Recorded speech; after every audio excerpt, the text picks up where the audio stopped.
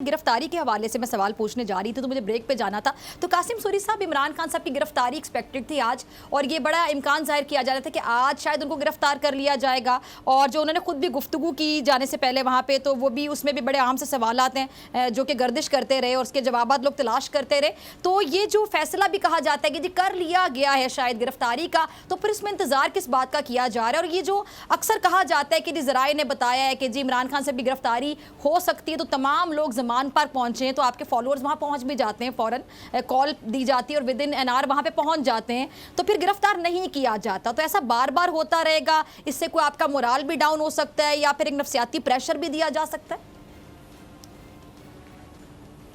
देखिए, पाकिस्तानी कौम तो सबको पता है कि जितने भी सर्वे इमरान खान के साथ देख लिया, 9 अप्रैल को हटाया, 10 को पाकिस्तान बाहर निकला। जी जी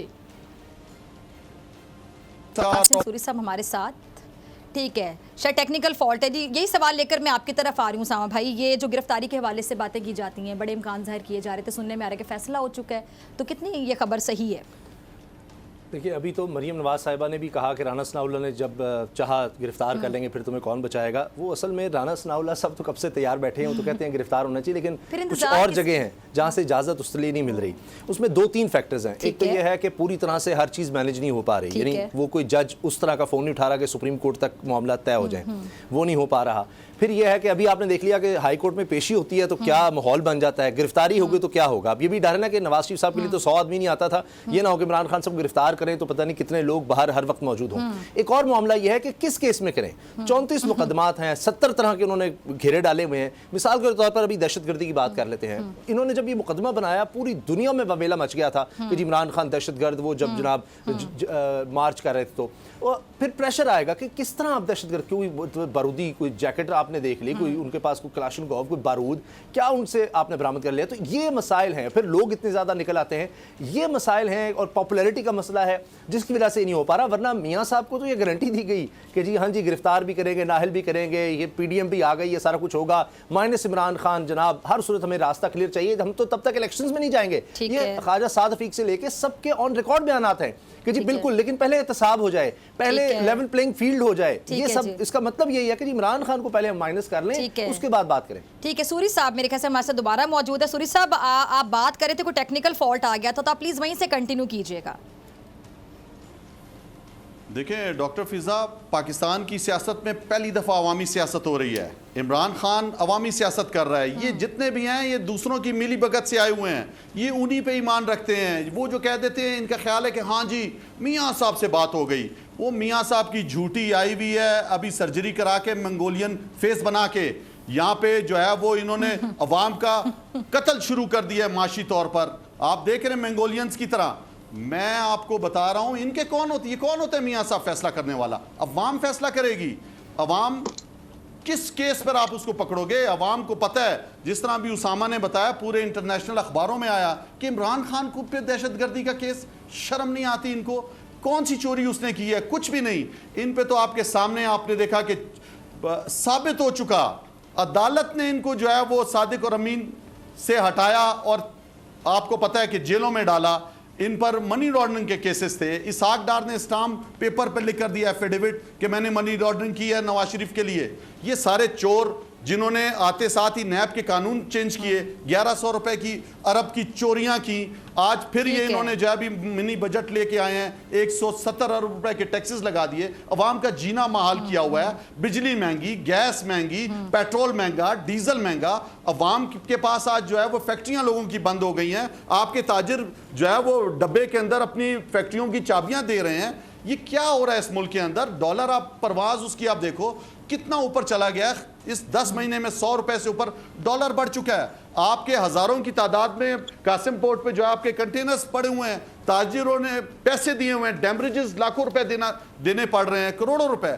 मैं सवाल ये पूछता हूं, इस मुल्क में इस टाइम जो है वो इक्तिसादी बुरान आया हुआ है, इनको इमरान खान की पड़ी हुई है कि किस तरह इमरान खान को फारिग करें। अवाम का मसला इमरान खान को वो देखना चाहती है, हुकूमत में इन चोरों से जान छुड़ाना चाहती है। आपको बड़ी फिक्र पड़ी हुई है। मैं आपको एक बात बता दूं, ये जितने भी इमरान खान एक्शन करता है पाकिस्तान में, आज ये सारे रिएक्शन करते जी। हैं। इनके पास कोई फार्मूला नहीं है, इनके पास कोई माशी प्लान नहीं है, कोई सियासी इस्तेकाम का प्लान नहीं है, कोई दहशतगर्दी से निपटने का प्लान नहीं है। आज मुल्क दिवालिया होने की तरफ जा रहा है। इनके वफाकी वजीर खुद कह रहे हैं कि मुल्क दिवालिया हो चुका है। आपका इनका पुराना एक्स जो है वजीर आपका खजाना कह रहा है कि ये क्या पॉलिसीज ला रहे हैं। मुंशी को बिठा दिया है जी, क्योंकि समझती है मुंशी ही चलाएगा इस मुल्क को, नहीं अभी चलेगा ये मुंशी से मुल्क। ये मुल्क नहीं चलेगा कि आप जाके बाहर सर्जरियां करो, फेस अपना चेंज करके आ जाओ, अवाम को दोबारा धोखा दो। ये नहीं चलेगा। अवाम को इनकी असलियत का पता है। ये चोर माफिया, सिसिलियन माफिया, इन्हीं के बारे में तो कहा था पाकिस्तान के सुप्रीम कोर्ट के जजेस ने। आज पाकिस्तानी कौम अपने जजेस को देख रही है। आज वो इंसाफ चाहती है। वो वाली कौम नहीं रही जो चुप करके बैठेगी कि सुप्रीम कोर्ट पे हमला भी हो जाए। शोएब शाहीन साहब भी आपको देख रहे हैं कि सूरी साहब इजाजत दे तो मैं जरा उनकी तरफ भी जाऊं आपकी इजाजत से। शोएब साहब आपकी तरफ आना चाहूंगी। इमरान खान साहब की गिरफ्तारी के इम्कान जाहिर किए जा रहे हैं, तो आप जरा कानूनी पहलू बताइएगा, किस केस में उनको गिरफ्तार किया जा सकता है? गिरफ्तारी उनकी आपको लगता है कि अमल में आएगी आने वाले दिनों में? कि मेरा नहीं ख्याल कि देखें जो इन्होंने मुकदमात बनाए वो सारे फ्रिवलस किस्म के मुकदमात थे।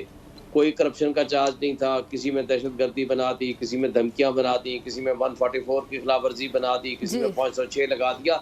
ये सारे वो केसेस हैं जो आम तौर पर बेलेबल केसेस हैं और पॉलिटिकल विक्टिमाइजेशन के केसेस हैं। ये नज़र आ रहा है और अदालतें इसलिए रिलीफ भी दे रही हैं और अदालतों को पता है कि ये सिर्फ और सिर्फ उनको अंडर प्रेशर लाने और उनको अपनी टर्म्स पे लाने के लिए ये सारे हरबे इस्तेमाल कर रहे हैं। और उनको ये भी पता है, अदालतों को और सबको पता है, पूरी आवाम को पता है कि जब वो इलेक्शंस की बात करते हैं तो कोई ना कोई नया मुकदमा बना देते हैं और इलेक्शन कराने के वो पाबंद हैं 90 डेज में, जिससे वो भाग रहे हैं। और उसके लिए तमाम स्टेट मशीनरी, ये देखें स्टेट और इंडिविजुअल के दरमियान हमेशा ट्रस्ट का रिश्ता होता है। इस वक्त जो रियासती दहशतगर्दी हो रही है against the civilians, against the citizens of Pakistan, उसकी वर्स्ट एग्जांपल पिछले इन 10 महीनों में देखी गई है, जिसमें अरशद शरीफ से लेकर आज तक के तमाम मुकदमात जो आपके सामने हैं। तो ये सारे मुकदमे जो इमरान खान साहब के ऊपर हैं ये सामने नजर आ रहे हैं। और ये जो आज प्रोटेक्टिव बेल थी ये उसी का एक शाखसाना, उसी का एक हिस्सा था जो कोर्ट में वो पेश हुआ, उनको प्रोटेक्टिव बेल मिली जी। तो इस तरह मैं नहीं समझता कि ऐसा सच कोई गिरफ्तारी की कोई वजह है और ना इनमें जुर्रत है कि ये गिरफ्तारी करने के बाद उसके जो आफ्टर इफेक्ट्स होंगे उसको वो फेस कर सकें जी। ठीक है, जैसा कि शोएब साहब बता रहे हैं उसामा गाजी को इनमें ज़रूरत नहीं है कि वो फिर फेस कर सकें जो उसके बाद होगा अगर गिरफ्तारी अमल में आती है। तो फिर ये ज़रूरत का जो मुजाहरा किया जाता है, जैसे कि अभी आप कोट कर रहे थे कि राना सनाउल्लाह साहब जब चाहेंगे गिरफ्तार कर सकते हैं, तो फिर ये कॉन्फिडेंस क्या है? अपनी हद तक ये हाथी के दांत खाने के और दिखाने के और ये वो एग्जाम्पल उनकी हद तक फैसला है। मसला ये है कि फिर आगे ऊपर से इजाज़त उस तरह की नहीं मिलती। अब इससे ज़्यादा मैं नहीं बता सकता। और फिर ये कि मैंने आपसे अर्ज़ किया कि जिस तरह आज का हुआ वो जब उल्टा पड़ता है काम। अभी आप देख लें आज़म स्वाति साहब की गिरफ्तारी को देखें, शहबाज गिल साहब की गिरफ्तारी को देखें, फवाद चौधरी साहब की गिरफ्तारी को देखें, आप शेख रशीद साहब की गिरफ्तारी को देखें, मतलब जिसको गिरफ्तार किया जाता है उसकी मकबूलियत में इजाफा भी हो जाता है और वो केस का पता लगता है कि ये किस किस्म का केस था, ये क्या हो रहा था। मरीम साहबा कहीं कहती हैं कि वो फ्राइंग पैन में वो कहीं इस्त्री करती थी कपड़े उसमें करके, और फिर लोग मीडिया में मिसालें देते हैं कि जनाब जो कुछ शहबाज गिल के साथ हुआ वो क्या था। आपको तो इसका मतलब वहाँ पर चूल्हा भी अवेलेबल था और चीज़ें भी अवेलेबल थी, कपड़े भी इस्त्री करके मिल जाते थे, लेकिन इनके साथ तो बाकायदा टॉर्चर हुआ। आज़म स्वाति साहब बुजुर्गों के साथ क्या हो रहा है, शेख रशीद साहब के साथ क्या हो रहा है। तो ये जब मिसालें सामने आती हैं और फिर वो मुल्क में भी एक प्रेशर बनता है इंसानी हकूक़ की तंजीमों के लिए भी और फिर बाहर भी। तो अब ये बात भी है कि अब सुप्रीम कोर्ट पर ऐसे तो नहीं हमले किए जा रहे हैं। वही अदालतें जिन अदालतों ने ये आज की मैं आपको मिसाल दे रहा हूँ कि आज कहना जी किस लिए ये हो गया, किसने आने दिया, क्या हो गया, ये वही अदालतें जिन्होंने मियां नवाज शरीफ साहब को बाहर जाने दिया आज तक नहीं पूछ रही। सुप्रीम कोर्ट पर हमला करते हैं। सुप्रीम कोर्ट ही वो अदालत है जिसके फैसले की वजह से हुकूमत आज मौजूद है। ठीक है, ठीक है।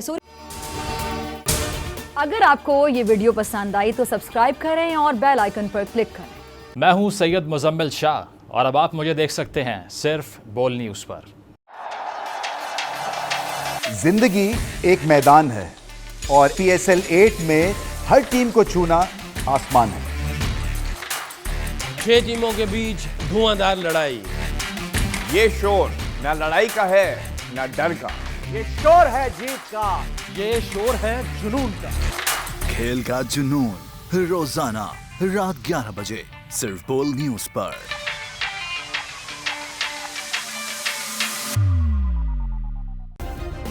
सब्सक्राइब करें और बेल दबाएं ताकि कोई खबर रह न जाए।